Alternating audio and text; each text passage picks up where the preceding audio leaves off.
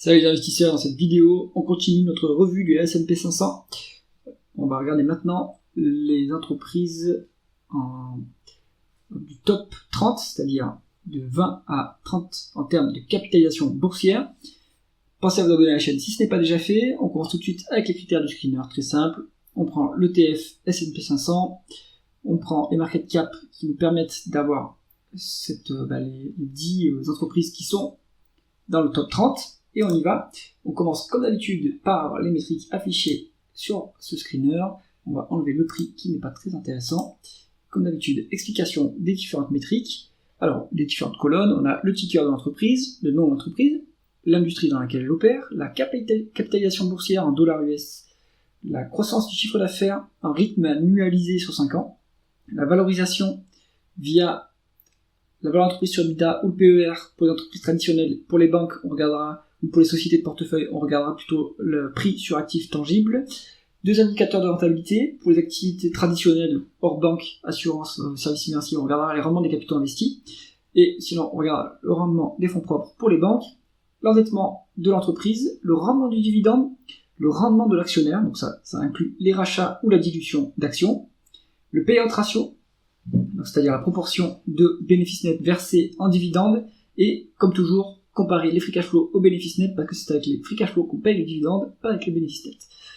On commence tout de suite avec le premier dossier de cette liste. On a Netflix, donc le leader du streaming. On est sur une market cap de 381 milliards de dollars US, une croissance du chiffre d'affaires de 14% en rythme annualisé sur 5 ans, ce qui est très bon. Des niveaux de valorisation qui sont très élevés, 34 fois la valeur d'entreprise sur EBITDA et 45 fois le price earning, donc ça c'est très cher. Mais on a une bonne rentabilité opérationnelle, 22% en termes de rendement des capitaux investis, un peu d'endettement, mais pas significatif, à moins d'une fois la dette nette sur EBITDA, pas de dividendes versés, et un rendement actionnaire qui est positif, c'est-à-dire qu'on rachète des actions chez Netflix. Donc ça, Netflix, c'est intéressant, on rachète d'actions, etc. C'est 100% une valeur de croissance, chose que je ne fais pas en stock picking. Pour moi, c'est quand même très cher à ce niveau-là, la croissance est bonne, mais pas incroyable non plus. Je pense qu'on paye trop cher ce dossier à l'heure actuelle. AbbVie, on est sur une biotech, dans la pharma en tout cas, market cap de 378 milliards de dollars US. C'est un secteur que moi dans lequel je ne m'autorise pas à investir, qui est trop risqué. L'entreprise sur EBITDA de 17, ce qui est relativement élevé. Un PER de 90, donc je pense qu'il y a un problème temporaire sur les bénéfices nets. On voit, les free cash flow sont 4 fois plus élevés que les bénéfices nets. Donc je pense qu'il y a une provision, une dépréciation, quelque chose de l'exceptionnel dans ce bénéfice net. Continuons l'analyse. Un rendement des capitaux investis de 25%, ce qui est très bon. Il y a un peu trop de dette, 2,2 fois dette nette sur EBITDA, c'est un peu lourd. À 3, on commence à paniquer, mais à 2,2, c'est un peu lourd. Un rendement de dividende qui est intéressant, 3,06%. Un rendement actionnaire qui est à 3,3%, donc il y a des rachats d'actions. Un payout ratio qui est potentiellement très élevé, 257%, mais comme on a vu que les free cash flow sont 4 fois plus élevés que les bénéfices nets, vous divisez ce payout ratio par 4, ça doit vous donner du 65%, ça reste raisonnable, un peu élevé toutefois, donc ce dividende et ce rendement d'actionnaire ne va pas beaucoup bouger. Avis à l'écart pour ma part, à cause du secteur. The Home Depot, donc là on est sur la grande distribution de produits de bricolage, etc. On est sur 374 milliards de dollars US de market cap, une croissance du chiffre d'affaires qui reste correcte. D'ailleurs, la croissance externe chez Home Depot, on est à 7,7%. Rendement, valeur d'entreprise sur EBITDA, on est à 16, un PER de 25. Donc là, on n'est pas si cher payé sur Home Depot. Rendement des capitaux investis à 24%, donc c'est quand même très bon pour la grande distrib. Une dette nette sur EBITDA de 2,5. Ça, par contre, c'est un peu moins bien. On est quand même assez endetté sur Home Depot. Un rendement du dividende qui est à 2,45%. Il n'y a pas de rachat d'action apparemment, vu qu'on a à peu près la même chose entre les deux. Un payout ratio qui est à 60%, mais les free cash flow sont plus élevés que les bénéfices nets, donc on doit être à peu près à 50%. Donc ce niveau de rendement du dividende, il est sécurisé à mon avis, mais il n'est pas très élevé à cause, même pas, j'allais dire, de la cherté du titre, mais il n'est pas si cher que ça. Home Depot, je pense que ça peut être intéressant à ce niveau-là. On va dire que c'est plutôt pour avoir un profil défensif, un portefeuille, bonne rentabilité, un peu de croissance, pourquoi pas. Bank of America, donc la deuxième banque américaine, 315 milliards de dollars US de market cap, pas de croissance à signaler en rythme annualisé sur 5 ans, c'est très mature, le multiple est bas, les banques sont ont des multiples très bas, que ça soit dans le monde. Aux États-Unis, c'est le double de l'Europe, mais en Europe, les multiples sont hyper bas, genre 7 BNP straight à 8 ou 7 ou 8 fois le PER. Alors que là, on est sur du 13, ça reste pas cher, mais maintenant, c'est de la banque. Ça se valorise sur les actifs tangibles, et pour avoir une marge de sécurité sur les banques, on veut une décote par rapport aux actifs tangibles. Donc il faudrait que ça soit inférieur à 1. Donc là, on est trop cher payé sur Bank of America. Un bon rendement des fonds propres, moyen, on va dire, pour une banque à 9%. Bon, ça reste correct. Un rendement du dividende à 2,5%, qui est pas si élevé que ça, mais regardez le rendement de l'actionnaire à 7,2%, c'est très élevé. Les banques préfèrent les rachats d'actions aux dividendes, contrairement à l'Europe. On est sur un payout ratio qui est à 35%, ce qui est pas très élevé. Donc le reste des bénéfices, on les distribue plutôt en rachat d'actions. Donc si vous autorisez à investir en banque, ce qui n'est pas mon cas, ça peut être intéressant pour le rendement de l'actionnaire. Maintenant, il faudrait avoir une décote supplémentaire pour avoir la marge de sécurité. Donc Bank of America, plutôt à l'écart. Coca-Cola, les boissons non alcoolisées, on est sur 307 milliards de dollars US de market cap. Une croissance qui est un peu faiblarde, rythme annualisé sur 5 ans, on a 4,8%. Valeur d'entreprise sur EBITDA de 19,5 et un PER de 29. Ça s'est bien dégonflé par rapport à la dernière fois où j'avais regardé. Vraiment, les capitaux investis qui est à 16%, donc c'est quand même très bon. C'est plutôt bon. Bonne rentabilité opérationnelle, un peu de croissance, pas tant que ça quand même, c'est très mature. Mais des multiples qui commencent à se dégonfler, c'est pas encore intéressant, mais ça commence à être intéressant. On est à 2,4 fois la dette nette sur EBITDA, ça c'est un peu dommage, on a quand même pas mal de dettes. Il faudrait quand même désendetter le bilan. Un rendement du dividende qui est à 2,86, et un rendement d'actionnaire qui est à 3,06, donc on fait des rachats d'actions sur Coca. Le payout ratio, il est supérieur à 100% en réalité, puisque les free cash flow sont plus bas que les bénéfices nets, donc on s'est endetté pour verser le dividende. Ce qui veut dire que même si on prend le payout ratio actuel, avec les bénéfices nets, ce rendement de l'actionnaire, il va pas beaucoup bouger. Donc Coca-Cola, à ce prix-là, c'est trop cher, parce qu'il faut acheter Coca-Cola uniquement pour le dividende. Il y a rien d'autre à prendre sur ce type de boîte.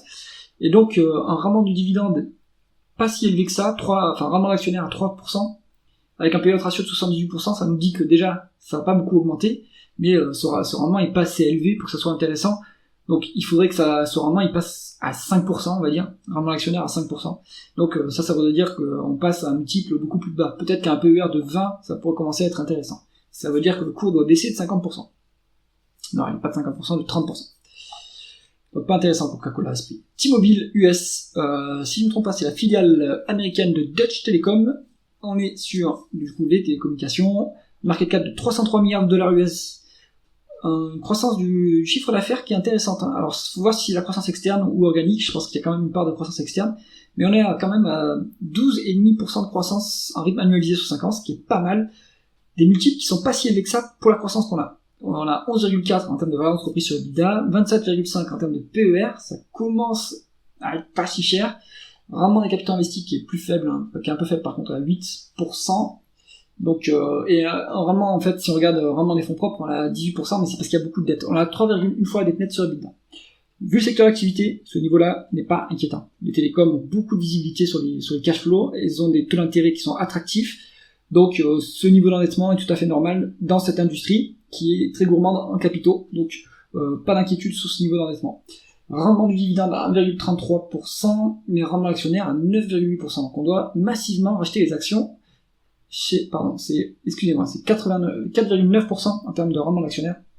Donc, on rachète des actions quand même chez T-Mobile US. Ça, c'est pas mal. Un payout ratio qui est à 29% et en réalité plus bas que ça, vu que les free cash flow sont plus élevés que les bénéfices nets. Donc, d'une part, ce niveau de rendement est soutenable. Bon, il n'est pas très élevé pour le dividende. Mais le reste, en fait, on passe en rachat d'actions et c'est assez élevé, comme rendement d'actionnaire, quand même près de 5%. T-Mobile US, pourquoi pas. Chevron, le numéro 2. La major numéro 2 aux US, on est sur une market cap de 275 milliards de dollars US, une croissance assez faible de 7% en rythme annualisé sur 5 ans, il doit y avoir de la croissance externe également, et des multiples qui sont assez doux, on est sur 6,7 en valeur d'entreprise sur EBITDA, donc là c'est un niveau value même. Pour les US, un PER de 16, c'est de la value également, donc on a quand même un prix intéressant là. Vraiment des capitaux investis qui est convenable, qui est pas si intéressant que ça, à 7,4%. Mais on n'a pas beaucoup de dettes, donc c'est pas si mal. Rendement du dividende à 4,4%, c'est tout à fait intéressant. Un rendement actionnaire à quasiment 10%. Donc il doit y avoir des rachats d'actions, il y a des rachats d'actions massifs chez Chevron. On est sur un payout ratio de 66%. Donc, il est plus élevé que ça en termes de free cash flow. Donc, ce rendement actionnaire, il va pas beaucoup bouger. Hein. Là, c'est sûr, c'est pas sécurisé, il va même peut-être un peu baisser. Mais il a un niveau quand même assez élevé. Salesforce, sur le logiciel, 272 milliards de dollars US de market cap, une croissance qui est quand même soutenue en rythme annualisé sur 5 ans, on est à 17%, ce qui est quand même pas mal, et des multiples qui sont élevés par rapport à cette croissance, hein. Valeur entreprise sur EBITDA de 23, un PER de 45, donc ça c'est élevé. On a un rendement des capitaux investis qui est un peu faible, hein, pour ce genre de boîte, à 9%. Il n'y a pas de dette au bilan, donc on est cash net, ça c'est bien. Un rendement du dividende qui est faible à 0,6%, mais un rendement des actionnaires à 2,9%, donc on rachète des actions, et on a largement les free cash flow pour le faire, vu qu'on est à 2 fois les bénéfices nets. Donc ce niveau de rendement actionnaire est soutenable. Maintenant, le dossier est quand même trop cher payé à l'heure actuelle, à mon avis. Cisco, le leader des routeurs, le leader mondial des routeurs, on est sur 254 milliards de dollars US de market cap, pas de croissance à signaler, une entreprise sur EBITDA de 17,6 et un PER de 28. Alors vu qu'il n'y a pas de croissance en face, c'est quand même cher payé. Vraiment des capitaux investis à 14, un peu de dette, mais rien de significatif, à 0,9 fois la dette nette sur EBITDA. Un rendement du dividende à 2,6% et un rendement actionnaire à 5,2%. Donc il y a des rachats d'actions assez massifs, mais le payout ratio est plus faible que ce qui est indiqué ici, vu que les free cash flow sont plus élevés que les bénéfices nets, donc on doit être proche des 50%. Donc là c'est soutenable ce rendement de l'actionnaire. Il n'y a que ça d'intéressant sur le dossier, vu qu'il est un peu cher payé et qu'il n'y a pas de croissance. IBM, 242 milliards de dollars US de market cap, pas de croissance à signaler en rythme annualisé sur 5 ans, valeur entreprise sur EBITDA de 24, un PER de 41, n'importe quoi pour ce genre de boîte qui a zéro croissance, rendement des capitaux investis qui est faible à 8%, on est sur une entreprise qui est endettée en plus à 2,3 fois la dette nette sur EBITDA, un rendement du dividende à 2,55%, un rendement actionnaire à 2,50%, donc il n'y a pas de rachat d'actions apparemment chez IBM, un payout ratio qui est à 100%, mais en fait les free cash flow sont le double des bénéfices nets, donc on a 50% ici. Donc ce niveau de rendement actionnaire est soutenable, mais il n'y a pas d'autre chose à signaler que ce rendement actionnaire sur ce dossier. Conclusion de l'analyse, qu'est-ce qu'on préfère dans cette sélection? Eh bien, on aime bien Home Depot, quand même pas mal, hein. Il y a un peu de croissance, c'est pas si cher payé pour la croissance qu'il y a une très bonne rentabilité.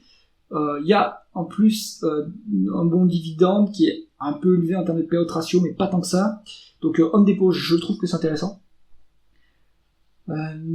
T-Mobile, je trouve que c'est intéressant également, vu qu'il y a un bon rendement de l'actionnaire, et c'est pas si cher payé que ça.